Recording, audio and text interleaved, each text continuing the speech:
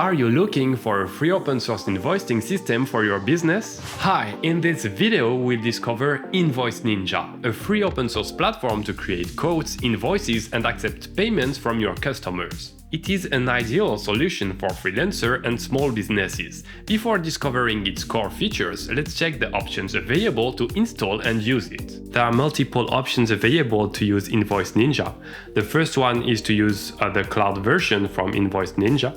It has a free tier, which includes some limits, but maybe it's good for you. Then it becomes either $100 per year or $10 per month. Or you can also use the self-hosted version. There are different installations you can do by downloading it or using Docker. And the one that we will use together is Elestio. Compared to the cloud version, the main advantage we have is that we won't have any limits. We will only pay for the hosting. If you want to install it with Elestio, just go to our website, ls.io, hit login, then hit deploy my first service, search for Invoice Ninja, select, choose your cloud provider. I will choose Scaleway. Choose your region. I'm good with France. Your service plan. I will take the default one. And your level of support. I will also stick to the free one. And hit create service. I received an email telling me that my instance is ready. Click here to get the password. In Elestio dashboard, I can copy the password by clicking here and open my instance with this link. Now I can connect using my email address and the password that is in my clipboard and hit login with email. We have a light onboarding when we arrive. Company name Elestio. We can choose the dark or light theme. First name and last name. Language English. Currency. You can select between the different currency. And save. Then it asks you if you want to upload your logo. I will do it. Open, it's uploading, and we have our logo. We can save it. Now we are in company details. We can set our information like our VAT number, our website, our email address, phone, our size, industry, add our address, so it will be automatically filled into our invoice. Let's add it and save. And you can attach some documents to your company, so it's available to everyone anytime. By default, we landed into the settings. You see, it's quite dense. You don't need to fill everything before starting creating clients or invoices, but it's good to start by the settings so everything that you will do later will be correctly done. For example, based on your country, you can have tax rates if you are in the European Union, for example. So you can enable it by default for everything, so you won't have to set it up for each line into your invoices. Configure rates. I need to save it before. Configure rates. Create one. Local VAT. The rate will say it's 20%, which is false for Ireland. And we have it set. Now if we go back to tax setting, default tax rate, local VAT, and save. Okay, now let's look at client and create our first client. Let's name it Company A. We can add an ID for our ERP, for example, a VAT number, the website, but what is good is everything is optional. So you are not blocked and you can fill it anytime. Let's hit save. Now we have that client. We can create either an invoice for that client or a quote. So let's create the quote. We can set the date until when it's valid, the number, if we add a discount, let's say 12 months of hosting, best server ever. Let's say it's 100 per month. So we said it's 12 months, 1,200 in total. But automatically, because I set the tax rate, now it's applied by default and we have the correct total. Here, if we scroll down, we have a preview of the invoice of the quote. So it's not an invoice yet. It's automatically generated, but we can adjust the settings so it looks different. but it's nice to have a real-time preview of it. Let's save it.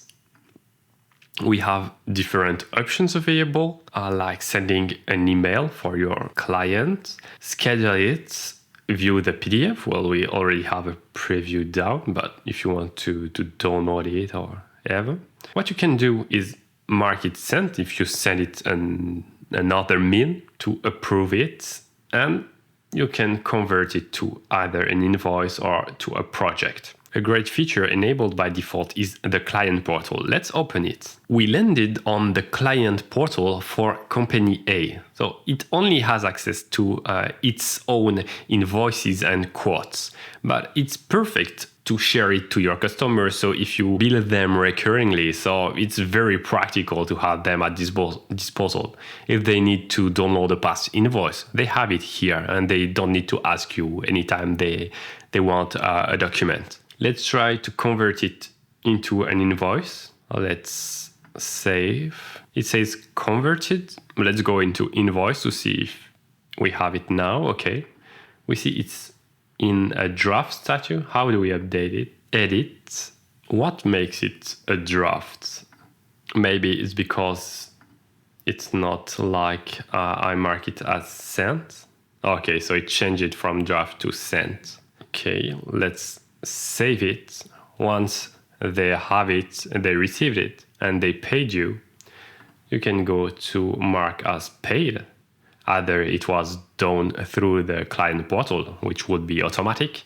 If they pay you just directly on your bank account, you can mark it as paid. And now on the top left, you can see your invoice is paid and you can follow it here in your invoices list. You have different filters to see only the active ones, only the ones that are either draft or sent or unpaid, so you can just ask your customers to pay you. Because in our invoice we added a line which is 12 months of hosting. If we go into products now, it automatically created a product named 12 months of hosting.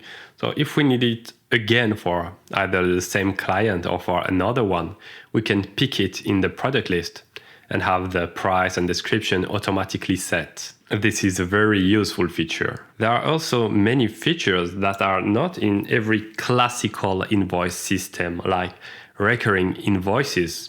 So instead of creating your invoice each month, each year, you can create a recurring invoice and then you are on autopilot. You just have it to apply. And if something changes with your client, you update it.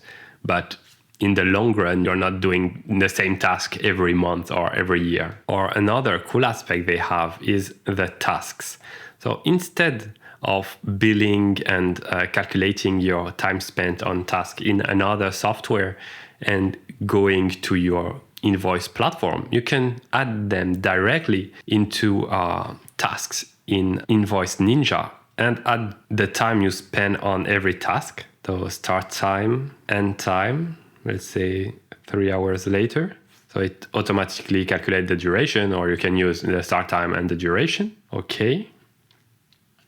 I hit save. I need to add the rate of my hours. So let's say I'm $90 per hour. I hit save. And I have two options, either to invoice the task, so create an invoice from it, or add to an existing invoice. So I don't have one currently available, like in draft mode. So I can create an invoice from it, and it will automatically set the time. You can see here it's HTML. It works well here in the way it's displayed in the description. And automatically it says the rate and also the total of the line and the number of hours. You can see here there's a distinction between products and tasks affected to the invoice. And again, the subtotal is increased by the tax to have the total balance. And you have the preview of your invoice. It's very practical. There are a ton of features like that are practical for small businesses. Even medium-sized businesses can benefit from Invoice Ninja.